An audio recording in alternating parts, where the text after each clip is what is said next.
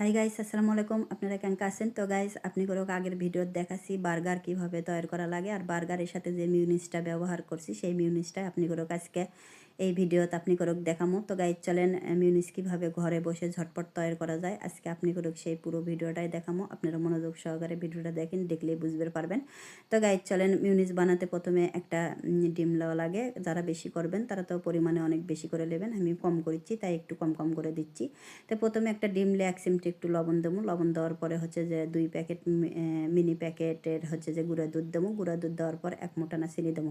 চিনি দেওয়ার পরে 1 ফালি আনা লেবু দেবো। লেবু দেওয়ার পরে হচ্ছে যে এটা হ্যান্ড ব্লেন্ডার দিয়ে একটু ব্লেন্ড করে নেবো। তারপরে যে মেইন উপকরণ লাগে সেই মেইন উপকরণটা আপনারা দেবো। ভিডিওটা দেখলে বুঝতে পারবেন যে পরে আবার কী দেবো।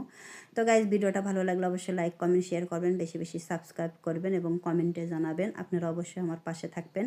আর এই ভিডিওতে কোনো ভুল ত্রুটি হলে যে রান্না বান্না বা ব্লগ করি এগুলো ভুল ত্রুটি হলে আপনারা অবশ্যই ক্ষমার দৃষ্টিতে দেখবেন, কারণ আমি নতুন।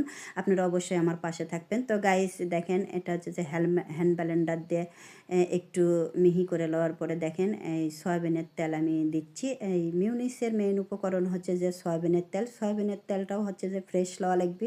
আপনারা ফ্রেশ তেল নেবেন, রূপসাদা হোক বা অন্য তেল হোক, কিন্তু পাম অয়েল বা অন্য কোনো ভেজাল তেল দেবেন না, তাহলে মিউনিসটা ভালো হবে না। তো দেখেন মিউনিসটা কীভাবে ধীরে ধীরে এই তেলটা দেওয়া লাগে। একবারে দিলেও মিউনিস ভালো হয় না, ধীরে ধীরে তেলটা দিয়ে আপনারা হ্যান্ড ব্লেন্ডার দিয়ে ব্লেন্ড করে নেবেন। দেখেন কিভাবে পারফেক্ট একটা মিউনিস হচ্ছে। আর এই মিউনিস তো খেতে খুবই সুস্বাদু টেস্টি হয়।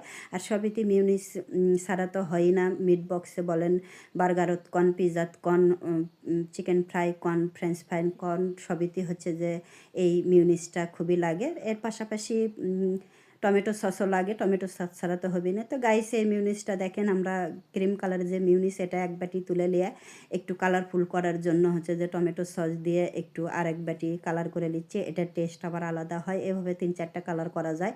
তো গাইস হচ্ছে যে আজ এ পর্যন্ত, অন্য ভিডিওলে আবার হাজির হমো। টাটা, বাই বাই, আসসালামু আলাইকুম।